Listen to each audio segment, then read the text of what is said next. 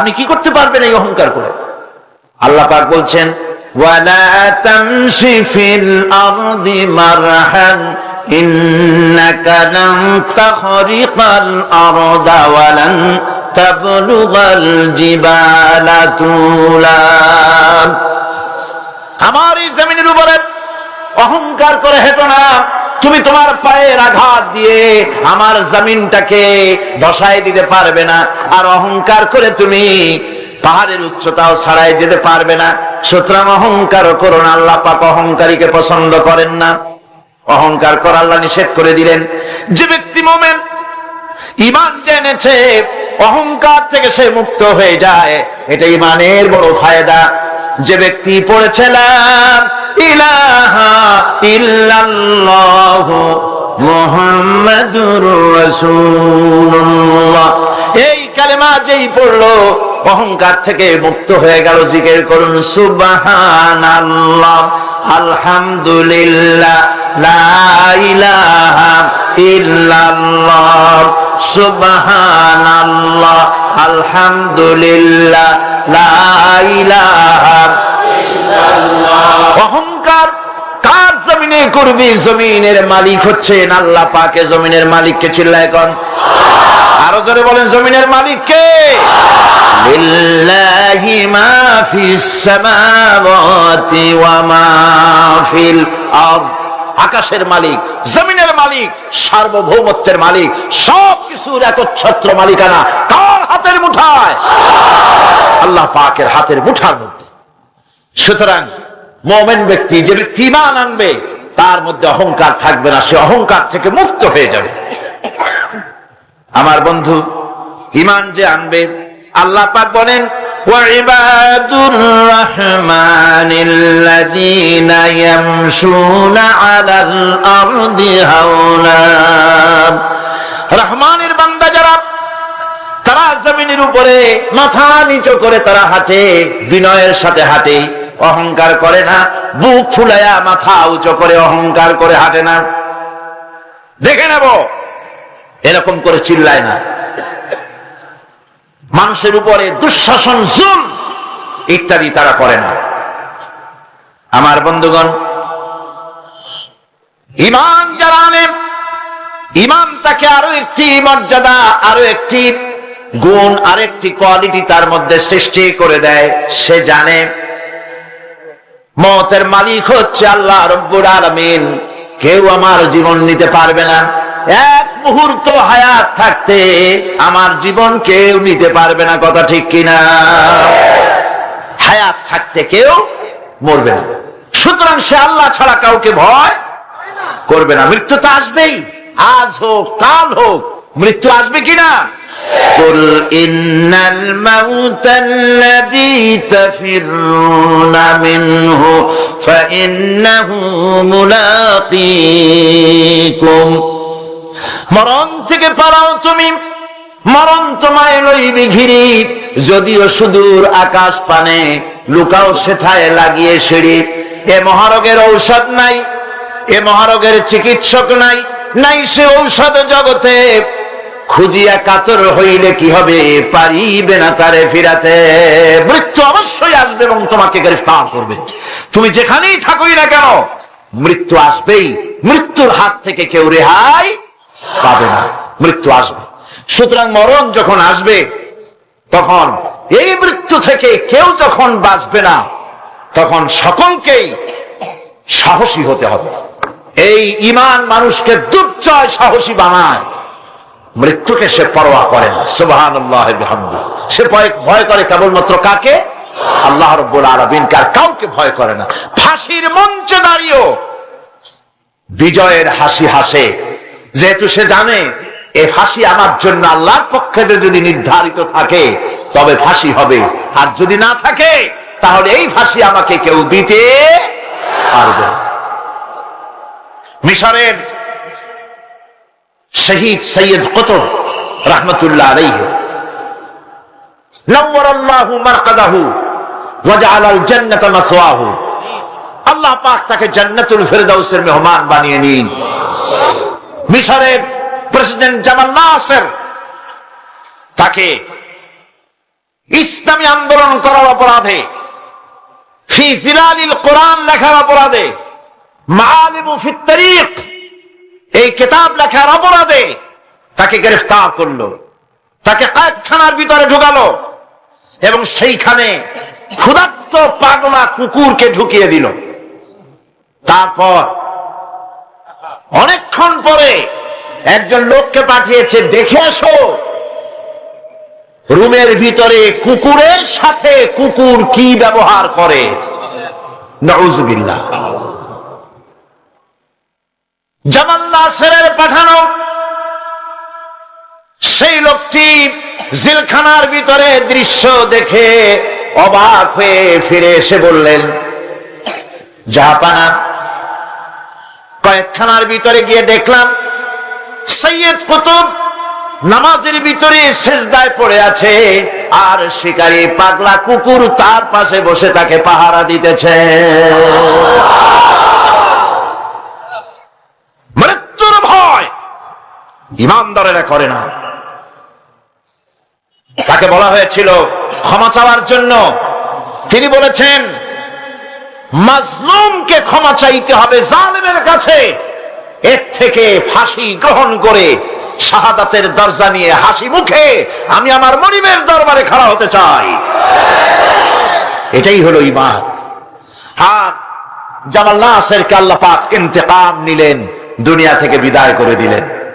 তুরস্কের প্রেসিডেন্ট যাকে ভাগ্য বিধাতা বলা হয়, আতাতুর্ক বলা হয়, কামাল পাশা আল্লাহর ইসলামের সঙ্গে বেয়াদবি করেছে, আরবি ভাষা শিক্ষা করা হারাম ঘোষণা করেছিল,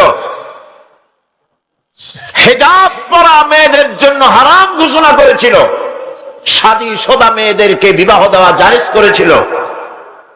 নাউযুবিল্লাহ। এই কামাল পাশার ঘুম ভেঙে গেল সকালবেলায় কিসের এক আওয়াজে। সে বলল, কিসের আওয়াজে আমার ঘুম ভাঙলো? বলা হলো মুয়াজ্জিনের আজান। মুয়াজ্জিন চিল্লাইলো কেন? ধরেন মুয়াজ্জিন আনা হলো। তারপরে জিজ্ঞাসা, বেটা চিল্লাইছিস কেন? সে বলল, আমি তো চিল্লাই নাই, আমি আজান দিছি। কেন আজান দিলি? আমার ঘুম ভাঙলো কেন? তাকে আনা হলো এবং তাকে অর্ডার করা হলো, বলা হলো, কামাল পাশা বলল, আমার সামনে তাকে জবাহ করো, তার সমস্ত শরীরটাকে তরবারি দিয়া টুকরা টুকরা করে দাও। আমার ঘুম ভাঙালো কেন? আল্লাহ রাব্বুল আলামিন কামাল পাশাকে দুনিয়া থেকে বিদায় করে দিয়েছেন। না বেঁচে আছে আজও? ইরানের রেজা শাহ পাহলভী মুসলমানদের পর অত্যাচার করেছে। ২৫০০ বছরের রাজতন্ত্রের প্রতিভূ অত্যাচার করেছে মুসলমানদের পরে। মুসলমানের দেশে রাস্তায় রাস্তায় শুকর জমা হতো। ওলামাদের সম্পর্কে বাসের কন্ডাক্টররা পর্যন্ত এই পর্যায়ে চলে এসেছিল যে আমরা বেশ্যা এবং আলেম এদেরকে আমরা বাসে চড়াবো না। এভাবে করে ওলামাদেরকে ঘৃণা করা হলো, মহিলাদেরকে বেইজ্জত করা হলো, বেপর্দা করা হলো। আল্লাহ পাক অ্যাকশন নিলেন, নেন নাই? জোরে কোন নিয়েছেন কিনা? ইরানে বিপ্লব শুরু হলো। এই বিপ্লবে মহিলারাও নামলেন, তারাও বিপ্লবে শরীক হলেন। এরপরে রেজা শাহ পাহলভী পলাবার জায়গা পায় নাই, আমেরিকা গিয়া পালালো। আমেরিকা তাকে জায়গা দিল না, পানামায় আসলো, পানামা জায়গা দিল না। কায়রোতে আসলো, কায়রোর একটি হোটেলে জীবনের শেষ দিনগুলি সেখানে কাটলো। এতিমের মতো, ভিক্ষুকের মতো দুনিয়া থেকে আল্লাহ জিল্লতির সাথে বিদায় করে দিলেন। সেই সাথে জাকা রহা হ্যায় আজর সে তাইম রোজ চরাগে মুস্তফা বিসে শরারে বুলাবিস। সেই আবহমান কাল থেকে ইসলামের বিরুদ্ধে এই ষড়যন্ত্র চলে আসছে। আবু জাহেলের গোষ্ঠীরা চেয়েছে চিরকাল মুহাম্মদ সাল্লাল্লাহু আলাইহি ওয়াসাল্লামের তাওহীদের চারাককে, নবুয়তের চারাককে নির্বাপিত করে দেওয়ার জন্য, কিন্তু তারা নিবাইতে পারে নাই। কারণ ইসলাম আল্লাহ পাকের কার। সকলে বলেন কার? আল্লাহ রাব্বুল আলামিন বলেন, ইউরিদুনা লিইউতফিউ নূরাল্লাহি বিআফওয়াহিহিম ওয়াল্লাহু মুতিম্মু নূরিহি ওয়ালাউ কারিহাল কাফিরুন। ওরা চায় মুখের ফু দিয়ে আমার আলোকে নির্বাপিত করে দেবে। আল্লাহ পাক বলেন, আমি আমার আলোকে পূর্ণতা দান করব, তাতে কাফির বেঈমানদের মনের মধ্যে যত জ্বালা যন্ত্রণা হোক না কেন, ওদের মনে যত কষ্ট হোক, আমার দ্বীনের আলোকেও নির্বাপিত করতে পারবে না। আবু জাহেল চেয়েছিল মক্কায় রাসূল করিম সাল্লাল্লাহু আলাইহি ওয়াসাল্লামকে শেষ করে দিবেন, কিন্তু পেরেছে কি? পারে না।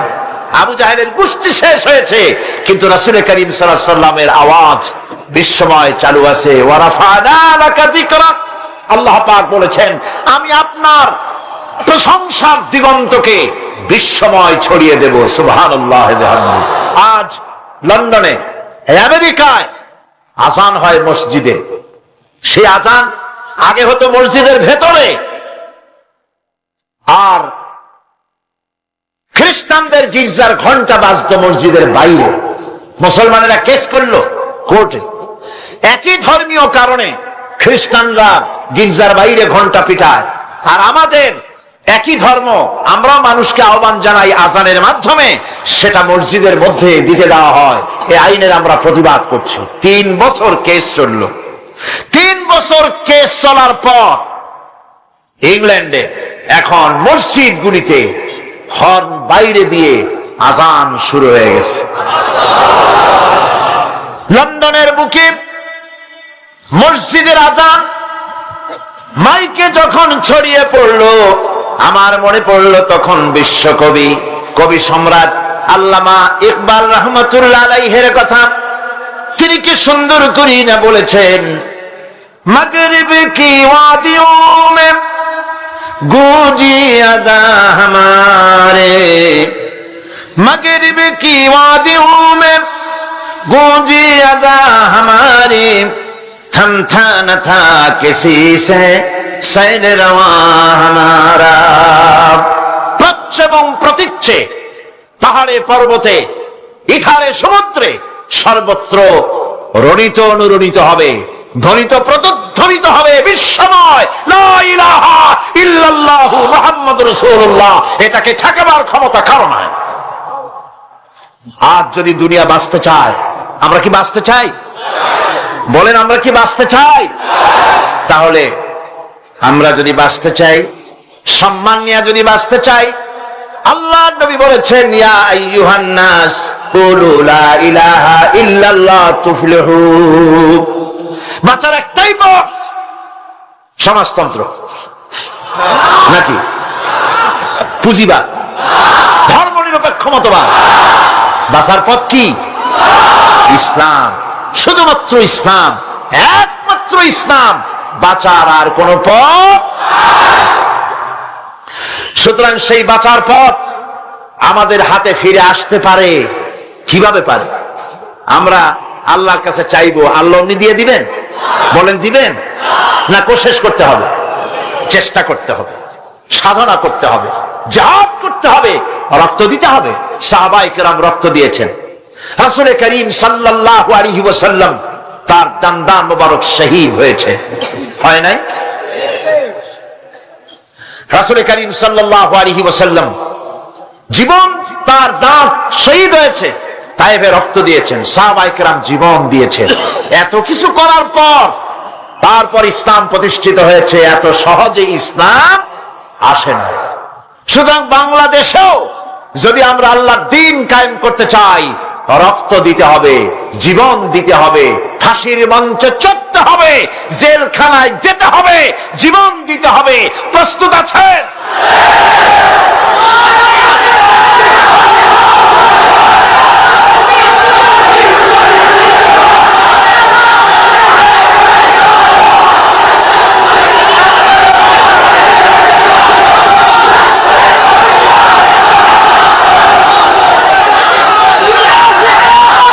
বন্ধুগণ, আজ যদি আমরা জিহাদি প্রেরণায় দ্বীন প্রতিষ্ঠার পথে এগিয়ে আসি, তাহলে এর পরিণতিতে পাবো আমরা জান্নাত। কি পাবো? জান্নাত হচ্ছে সবচাইতে বেশি লোভনীয়, আর জাহান্নাম হচ্ছে সবচাইতে বেশি নিকৃষ্ট, ভীতিপ্রদ। সেই জাহান্নাম থেকে বাঁচার জন্য আর জান্নাত পাবার আশায় সেই পথে আমাদেরকে অগ্রসর হতে হবে, সেই পথে, জিহাদের পথে এগিয়ে যেতে হবে আমাদেরকে। আমাদেরকে কেউ ক্ষতি করতে পারবে না, কেউ আমাদেরকে ধ্বংস করতে পারবে না যদি আমরা আল্লাহর পথে থাকি।